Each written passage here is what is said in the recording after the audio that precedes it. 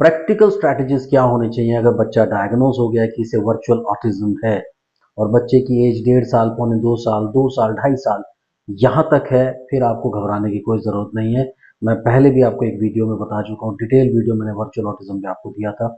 उसमें मैंने आपको पहले भी बताया था कि आपको सीधा काम करना शुरू करना है, टाइम वेस्ट नहीं करना है। क्योंकि यहीं पर सबसे बड़ी गलती ये होती है कि एक बार में यकीन नहीं करते, एक डॉक्टर, दो डॉक्टर, तीन डॉक्टर, चार डॉक्टर, पांच डॉक्टर, एक के साथ एक महीना, दूसरे के साथ 2 महीना, तीसरे के साथ 3 महीना, ऐसे करके चीज़ें चलती हैं। उससे जो क्रूशियल टाइम, क्रिटिकल पीरियड होता है वो वेस्ट हो जाता है। अब उसके वेस्ट होने के बाद आप जितने भी एफर्ट करते हैं, चीज़ें आपके कंट्रोल में इतना ईजिली नहीं आती। टाइम और money, finances, both are wasted.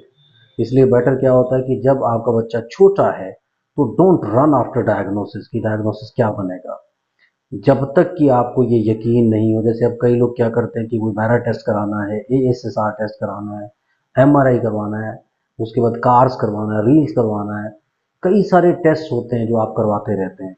लेकिन हियरिंग को जज करने का बेस्ट तरीका ये है कि अगर आप कोई मोबाइल फ़ोन की साउंड करते हैं या टीवी की साउंड करते हैं और आपका बच्चा तुरंत भागता है, फिर वो आपकी सुने या ना सुने, हियरिंग उसकी नॉर्मल है, दैट मीन्स वो आपको इग्नोर करने की कोशिश कर रहा है।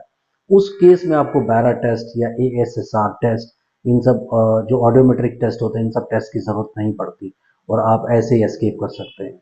चैनल को सब्सक्राइब कीजिए, लाइक कीजिए, शेयर कीजिए, पूरी दुनिया में फैला दीजिए। मुझसे कंसल्ट करने के लिए 8168790299 डायल करें, +91 ज़रूर लगाएं अगर आप इंडिया के बाहर से कॉल कर रहे हैं। तो चलिए बात करते हैं कि आपको क्या करना चाहिए। आपको सीधा स्ट्रैटेजीज प्लान करके उसका attention, focus, eye contact, involvement, इन सब चीज़ों पे अपनी एक्टिविटी, पेरेंट्स गाइडेंस प्लान लेकर के अपनी एक्टिविटीज़ शुरू कर देनी चाहिए। क्योंकि आपको क्या प्रॉब्लम होती है उसमें, दिक्कत सबसे बड़ी यही आती है कि हम लोग डायग्नोसिस में इतना सारा टाइम वेस्ट कर देते हैं। और मैंने कई ऐसे कंट्रीज़ में तो ये हाल भी देखा है कि 2 साल, 3 साल की एज से वो आपको चेक करना शुरू करते हैं, इन्वेस्टिगेशंस करना शुरू करते हैं और 6 साल की उम्र में जाकर के आपको डायग्नोसिस देते हैं। उससे सबसे बड़ी प्रॉब्लम क्या होती है कि 3 साल तो आपके ऐसे ही वेस्ट हो गए क्योंकि आपको अपॉइंटमेंट नहीं मिल रहा।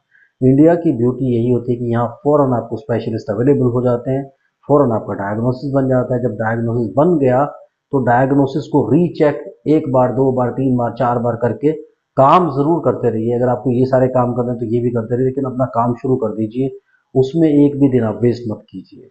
क्योंकि जितना छोटा आपका बच्चा होगा उतनी जल्दी आप उसे नॉर्मल कर सकते हैं। और सबसे बड़ी बात हो कि 3 साल के पहले टेक्निकली किसी बच्चे को ऑटिस्टिक नहीं कंसिडर किया जा सकता, तो आप कंसिडर मत कीजिए, डायग्नोसिस को साइड में रखिए, बस अपना काम कीजिए ताकि आप अपने बच्चे को जल्दी से जल्दी नॉर्मल कर सकें। बाकी अगर आपको टेस्ट करवाते रहना है तो करवाते रहिए, उससे नुकसान सबसे बड़ा आप ही का होगा और बच्चा कहीं ना कहीं, क्योंकि सबसे पहले मदर्स को पता लग जाता है कि बच्चे के साथ कोई प्रॉब्लम है कि नहीं, और उस मदर की कई बार पूरी फैमिली में नहीं सुनी जाती, उसकी सबसे लास्ट में सुनी जाती है।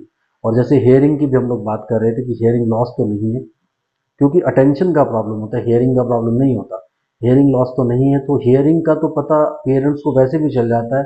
क्योंकि अगर आप मोबाइल फ़ोन चलाएंगे, उसकी कोई साउंड आएगी, कोई म्यूज़िक आएगा, तो फ़ौरन बच्चा उसकी तरफ दौड़ जाएगा। लेकिन आप चिल्लाते रहिए, चीखते रहिए, बच्चा आपकी तरफ ध्यान नहीं देगा। तो एक सिंपल टेस्ट होता है चेक करने के लिए कि क्या आपके बच्चे को हेयरिंग प्रॉब्लम तो नहीं।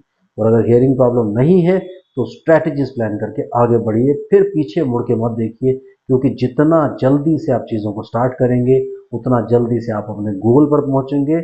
लॉन्ग टर्म गोल क्या होना चाहिए कि सोशल, इमोशनल और कम्युनिकेशन एंगल से आपका बच्चा नॉर्मल होना चाहिए।